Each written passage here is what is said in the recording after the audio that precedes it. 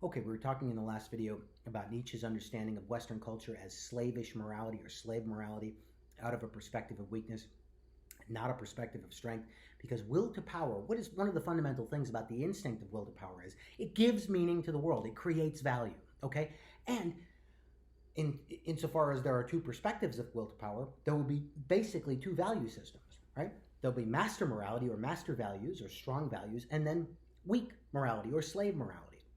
It's interesting that Nietzsche thinks that a lot of virtue morality or noble morality comes out of this strong perspective. Even the word virtue comes from the Latin virtus or vir, meaning manly and powerful.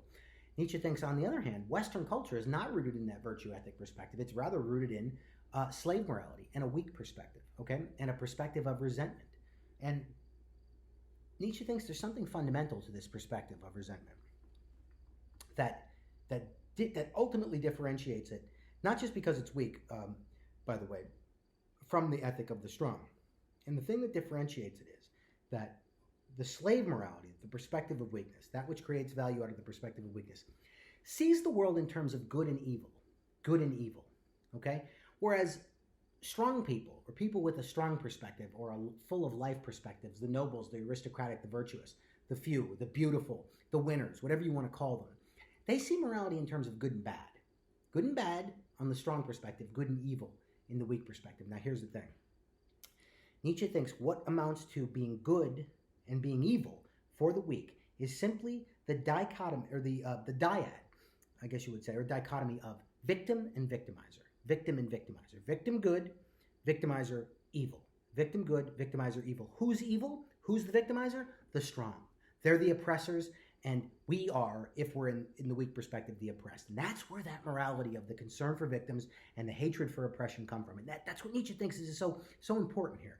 That Western culture has this mercy ethic, this ethic of compassion. But Nietzsche thinks that you cannot have that ethic of virtue, of victim and victimizer without having concern for victims, compassion for victims, but also, in turn, hatred and resentment for perceived victimizers, okay? So the ethic, and what is Nietzsche saying? Western culture is founded in the Judeo-Christian ethic of mercy and compassion and concern for victims. That ethic comes out of a perspective of weakness. It's a value, it's a why created out of a perspective of weakness. But weakness almost always leads to hatred for Nietzsche, or resentment. Resentment toward what? Well, toward life, but also hatred and resentment toward those in power. And that hatred toward those in power, those winners, those beautiful people, those rich, whatever you want to call them, makes me say, I'm in this position of weakness. I'm good.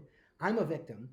I hate these people in power. They are victimizers, and that's how I understand the world. I can have compassion for the weak, and I can have hatred for the strong. That's what Nietzsche thinks is the underlying ethic of Western culture. Now, it's hard to totally disagree with him on this. Obviously, think about this for yourself, how obvious it is to you, or obvious it is to anyone who enters into an ethical debate, that victims are to be cared about, and that victimization is wrong, or that persecution is wrong, and that oppression is wrong. Nietzsche would say, why? Why? If there's no God, why is victimization wrong?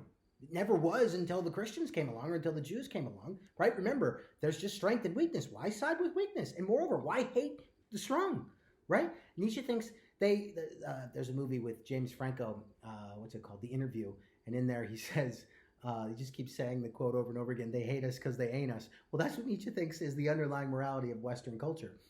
Slave morality that is wrought and created from that is a value system created from the perspective of weakness, from the perspective of resentment toward those in power. And I therefore see the world not in terms of good and bad, but in terms of good and evil. Nietzsche says this too. I can only really hate something if I think it's evil. I can only really hate something if I demonize it, right? So I have to demonize those in power. The upper 1%, the beautiful, the winners, whatever. Nietzsche thinks this is the value system of Western culture. So I want you to meditate on that for a little bit, see what he's saying here, okay? And let's just try to summarize the whole thing here. There's no God, so what's left? Power, right?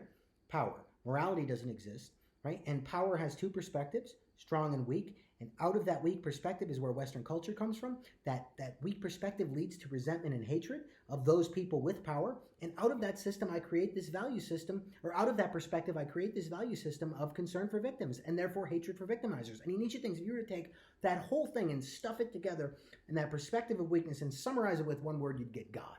You'd get God. And of course, who's the God worshipped in Christianity, Nietzsche thinks? The ultimate victim, the crucified.